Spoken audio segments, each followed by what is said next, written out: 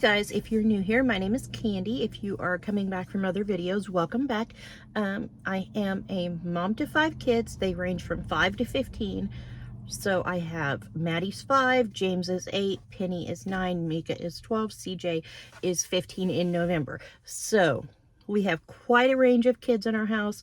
I have been receiving a lot of questions from people on social media and even like friends from co-op and stuff about how we homeschool.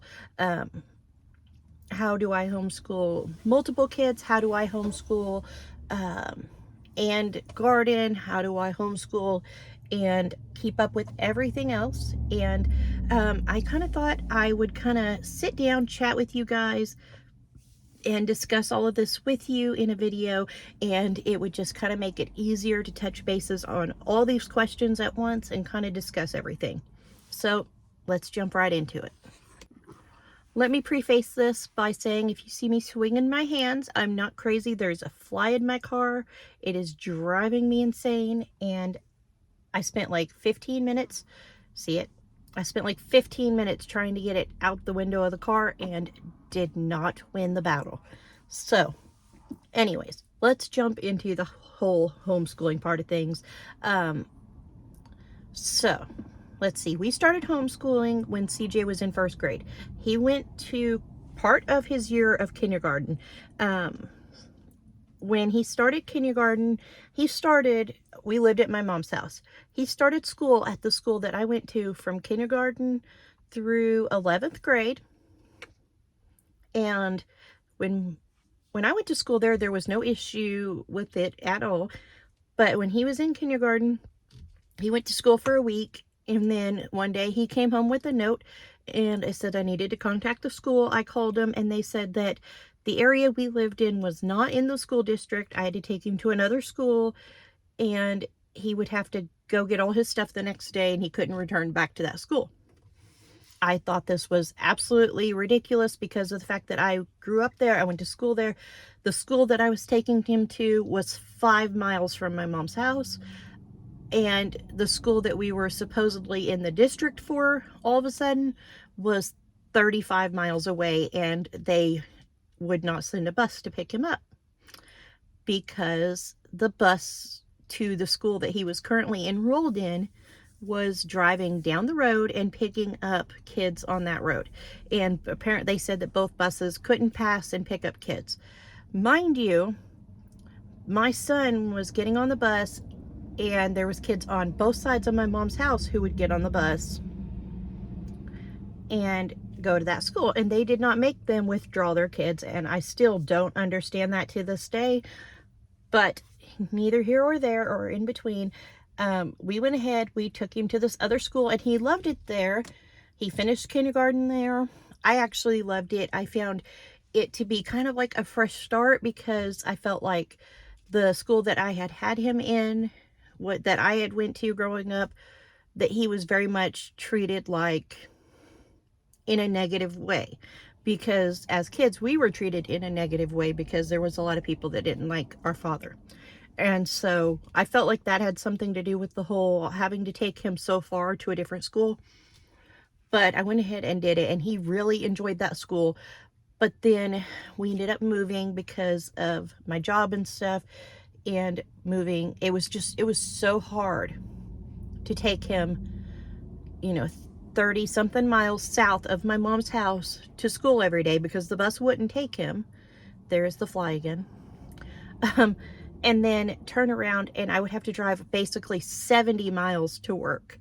And then I would have to get off work and go get him and take him back to my mom's house after school, and then go back to work and basically work a split shift.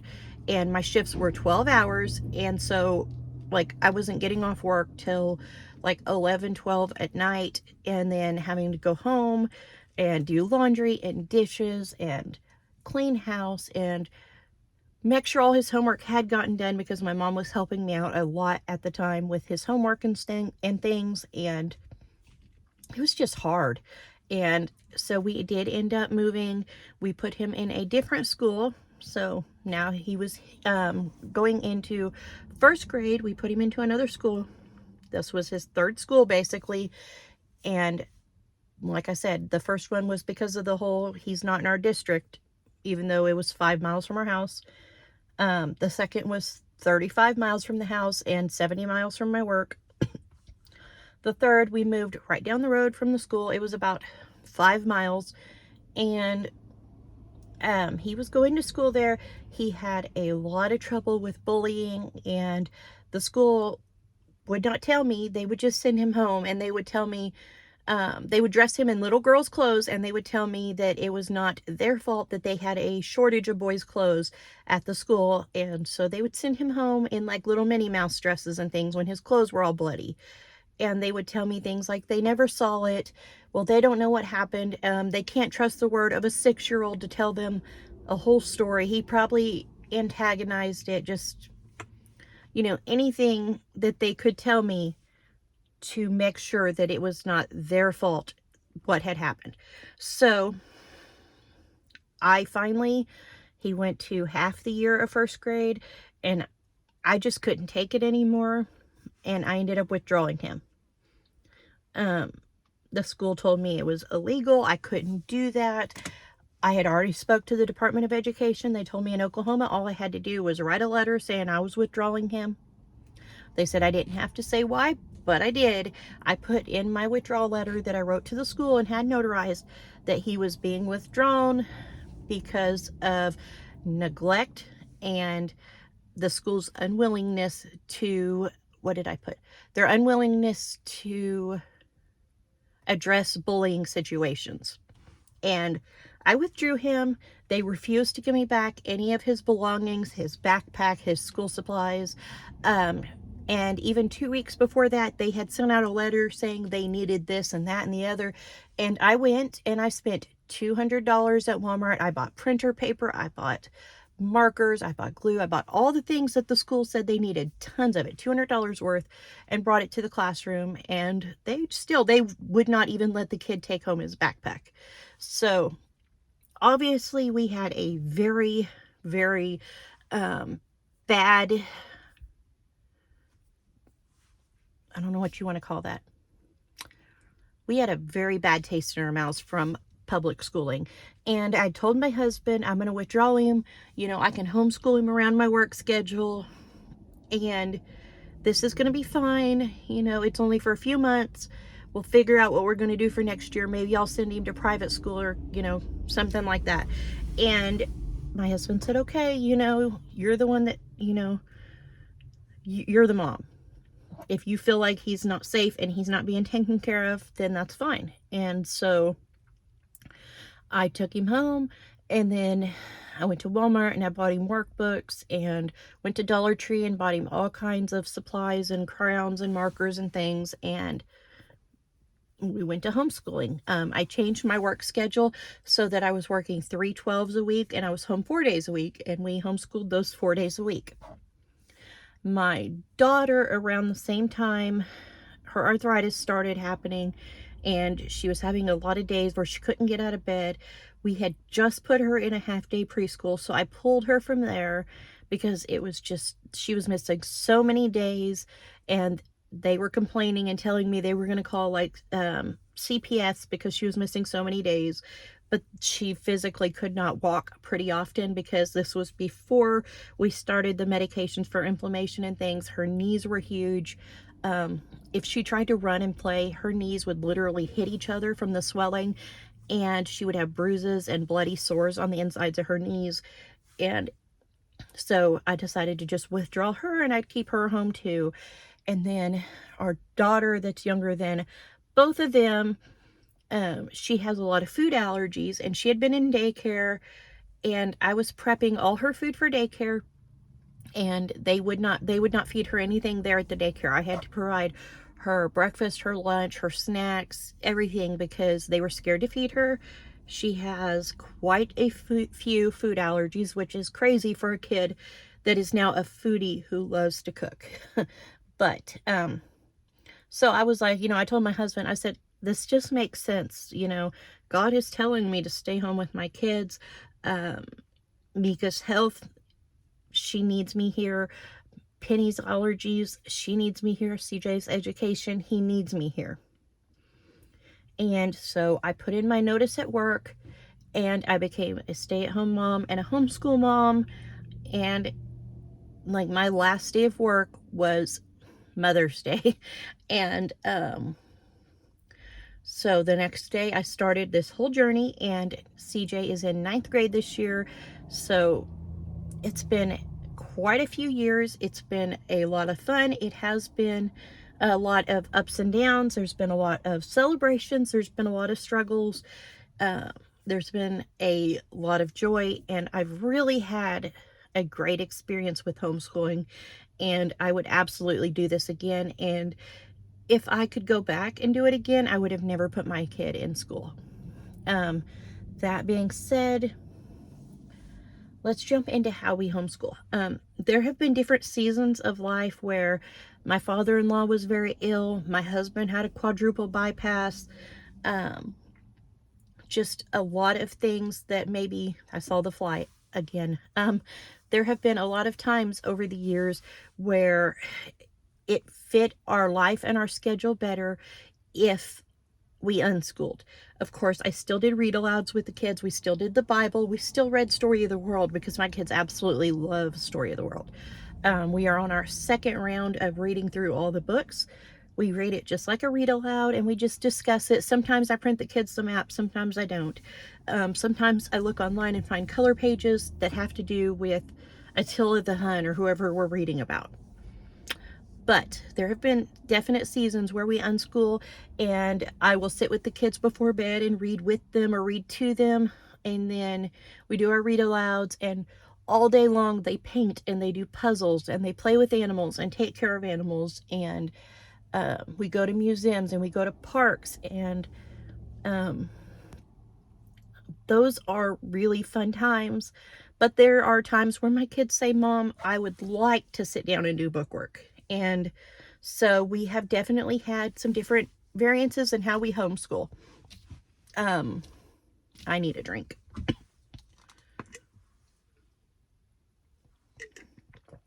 Like I said, during those times of life where it's easiest on all of us and much less stressful, we do unschool. I absolutely love those times because I feel like my kids don't realize they're learning, and in the boredom of me not telling them this is what you're going to do today, they seek things out. Yesterday we did kind of an unschool type day. I just let the kids do what they wanted. They played in the woods out behind our house all day. They were army men, and then they were I don't remember what else they're playing. They're playing army, and then they were playing like pretending to be Native Americans, and they built a teepee and stuff. And then one of my kids decided they were going to build a fire to go with their teepee with a magnifying glass. So they did come tell me, hey, this is what we want to do. So I went out and sat and watched and made sure this fire was a safe fire. But it was very interesting to see that they were very conscious of what they were doing as far as the teepee, the fire, digging up all the grass around their fire to make sure the area was safe. It was just a very, very neat thing. And then they came in and they ate snacks, and then they went right back outside, and then they came back in and they painted all afternoon. And then finally they were like, are we going to do schoolwork? And so we got out workbooks and they worked, but they didn't work like really heavily work, but they worked a little. And then we had dinner, and then we've read until bedtime, and the TV never came on. Nobody asked for a TV. Nobody asked for tablets. Nobody asked for me to turn on the Wi-Fi. It was just a good day. And those days are okay, and those days are wonderful, and those days give me a lot of time to do things that I need to do, like canning. Okay, guys, so the other day I didn't get to finish chatting with you guys because the kids finished speech therapy, and so we had to get on the road and get home. But I wanted to hop on here and finish our chat we were having about homeschooling. I had already discussed with you about why we started homeschooling. The next thing we're going to talk about is how we homeschool. If I can talk today, we will talk about how we homeschool. So I had already kind of talked about unschooling and how sometimes that fits our need and our life. I am a huge fan of unschooling, huge fan of unschooling. I really like to see how my kids go about their day, their life, what kind of things they do with their time when somebody isn't saying, okay, now we're going to do math. Okay, now we're going to do spelling. Okay, now we're going to read. Um, there is a beauty in boredom, and that is something that I'm okay with. I know my kids need to learn how to read and do math, and they do learn those things when they unschool. A lot of people think that when you unschool, that means that your kids never learn to read or write or whatever. But I find unschooling to be a beautiful thing. Um, it's amazing. Like my daughter Penny, she is a huge fan of cooking.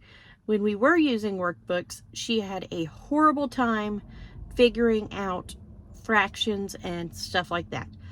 But after baking brownies and muffins and biscuits and things enough times, that girl has measurements down. She has fractions down. She has made double batches and triple batches of things where she's had to figure out what 1/4 plus 1/4 plus 1/4 is, or whatever. And it's been a really awesome thing to be able to see that hands-on, she figured it out, something that it was such a struggle for her. That being said, this year the kids have chose to do more bookwork. CJ was going to do more bookwork anyway because he is wanting to double and triple up on some things and get where he can graduate early. He wants to go to Gordon Cooper or to college early. He has not decided what he wants to do yet, but he wants to do it early. He doesn't want to put it off. And I'm okay with that. So he this year is doing... Okay, he's doing like a spelling and vocabulary for high schoolers because that's just not his strong point, and I'm trying to kind of help him to kind of, catch up a little bit there because that is something that he struggles with.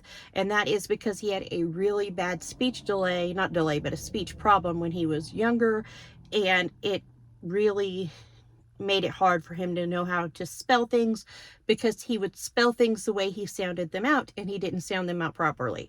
So many years of speech therapy later, he does speak properly and enunciate properly now, but his spelling and stuff is behind because of that. Not his reading, but his spelling. And so we are doing a spelling and vocabulary course. The vocabulary part is because I am a huge proponent of knowing how to speak to people. As I say that, I realize I say a lot, and I didn't do that years ago before I started having seizures, but sometimes my brain doesn't want to work with me. So I say because I'm trying to get it to work. But I am a huge fan of having a huge vocabulary. I work with even my toddler. Instead of telling her she's being silly, I'll say, oh, you're being ridiculous, because I want her to use big words.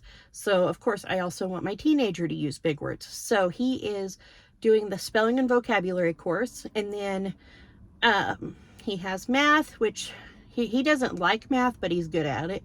But he's doing geometry this year, I think. No, he's doing pre-algebra this year. Pre-algebra. And then he has a meteorology course he's taking. He has a weather and climate course, which is a little bit different than the meteorology course. And when he finishes those, he's going to do a life science course. He has Story of the World, which is world history. And then he has a thinking tree book that is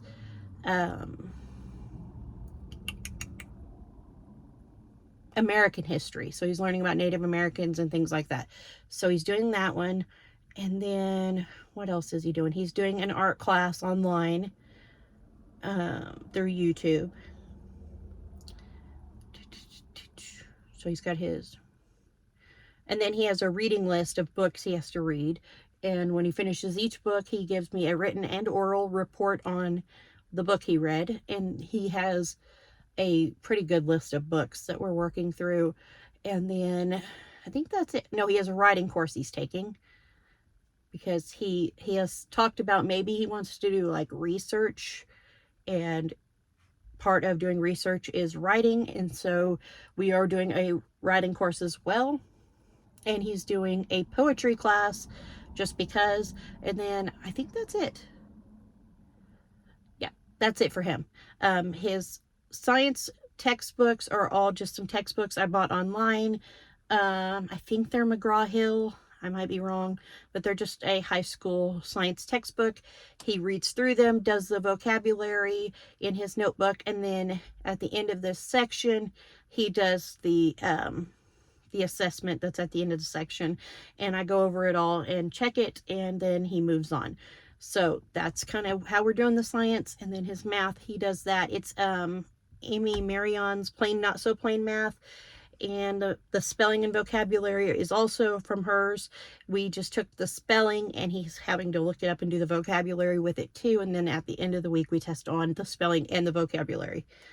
And yeah, but that's how he's doing his 9th grade year this year. Now let's talk about the rest of the kids, because they're doing a little bit different.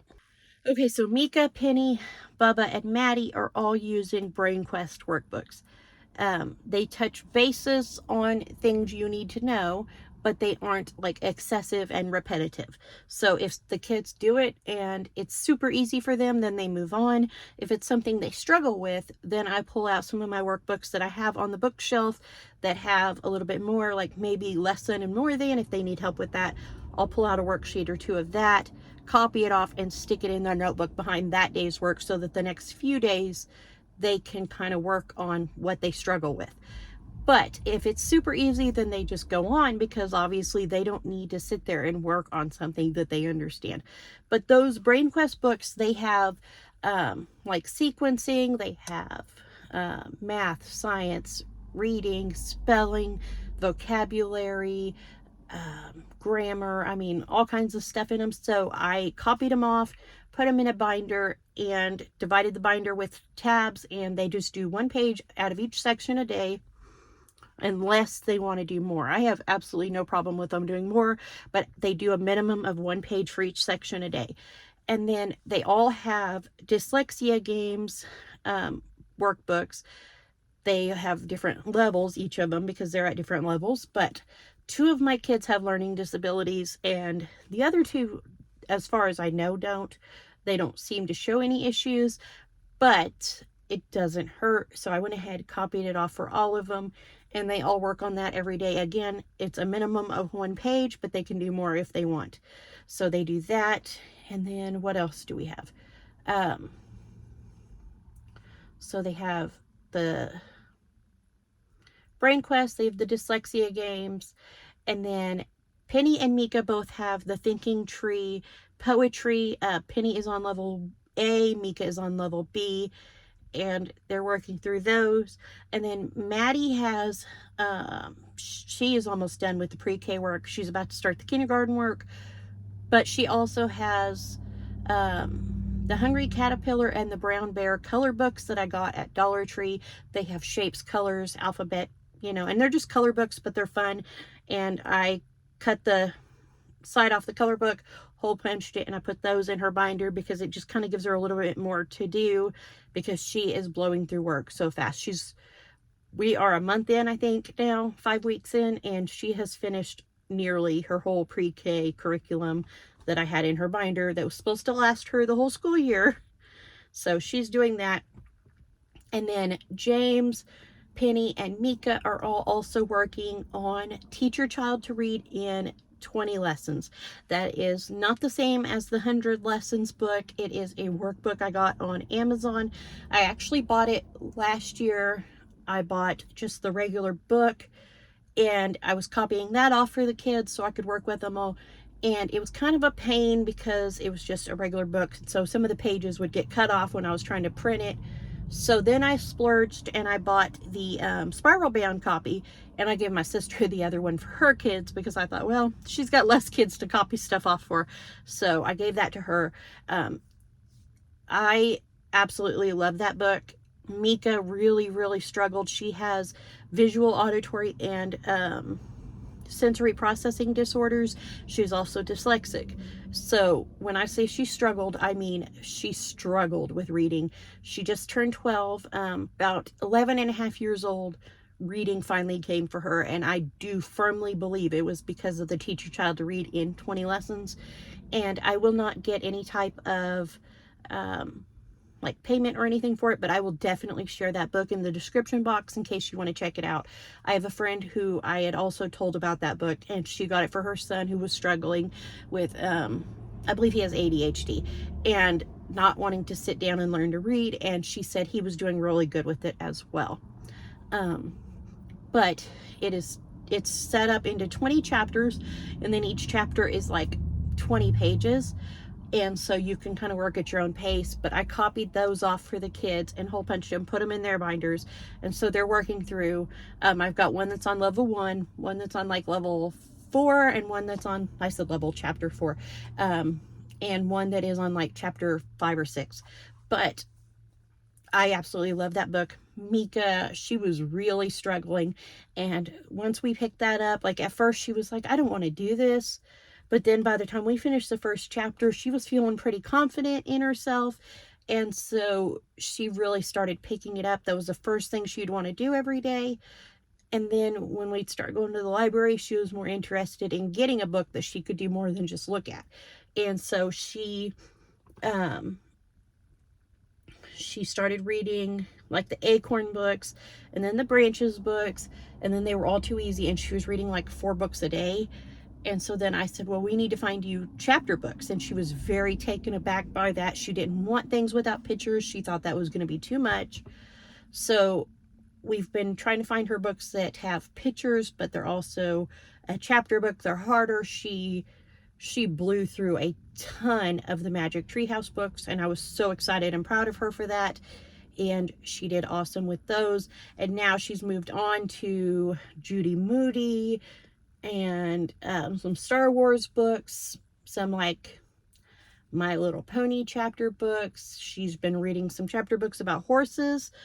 But I mean, within a year, she went from not remembering what the letter H sounded like to reading full-on chapter books, and it's been awesome. So we do that one, and then we have some science in the Brain Quest. I will say that that is somewhere that they lack. They have very little science in them, maybe 5-10 pages. But that's okay, because I do use Homeschool Share a lot for, that was loud. We use Homeschool Share a lot for science, because we will print unit studies and things, and we will work through those. The kids find those to be very fun, unit studies and lap books, because it's a lot more hands-on and stuff, and I can work with them on that together as a group. And so we do those. We don't do them every week, but we do them some weeks. Just depends on how busy our life is. But they do have some of that in the Brain Quest, and so that is kind of where their binders are set up. They have, they have the Brain Quest sections, they have the Teach Your Child to Read, they have the dyslexia games, the 2 girls have Thinking Tree, and Maddie has the color pages. And then as a group for all 5 kids, when everybody's done with their work, we put a big blanket down in the living room, and we do Legos or beads or Play-Doh or something hands-on where they can keep their hands busy. And they sit, and I read to them from Story of the World. We read from the Bible, and I ask them a lot of questions, and they ask me a lot of questions. And so usually the Bible is kind of a long, maybe hour-long time that we spend together.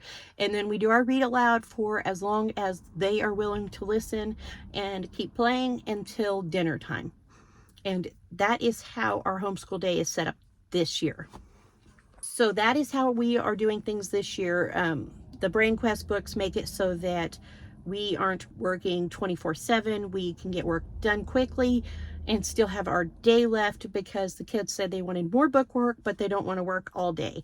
And I like that it isn't repetitive to the point that the kids are wanting to get up and run away, because I do want education to be fun for them. But that is basically how our homeschool year is set up this year. Next year may be different. The year after may be different, or it may be the same. I honestly think we're in a really good groove with it this year because, like I said, they're not working their hides off, except for CJ, but he's doing so by choice. And then on co-op days, we only do our read aloud Bible and our story of the world unless they want to do book work. But Thursdays, we have speech therapy for 2 hours, and then we get home, we do chores, and then we go to co-op. And so it makes it really hard to squeeze in schoolwork, but sometimes it happens. Sometimes they want to, and we do. But usually we get home, everybody's tired, and we make a snack, and we just go settle down, and everybody finds somewhere to lay down or to do Legos in the living room, and I just start reading to them. Fridays, CJ tests on his vocabulary and spelling, so he doesn't have vocabulary and spelling work that day, just his test. But yeah, that's how our day is set up now. That being said, like I said before, things could change, but that is what is really, really working out really well for us. Okay, now let's talk about a few more things before we end this video. Whether you are considering homeschooling or you've been schooling for a day, a week, a month, a year, 20 years, I think it is a huge thing to remember. You can stop and make a change anytime you want to. If a textbook or a subject is not working for you, just know that it's okay to make changes. Whereas in a public school setting, a textbook is a textbook is a textbook, and you're going to do it for the rest of the year. With homeschooling, you have that freedom to make a change. Like when I was talking about my daughter and the Teach Your Child to Read, we were doing a different reading curriculum at the time. It was not working at all.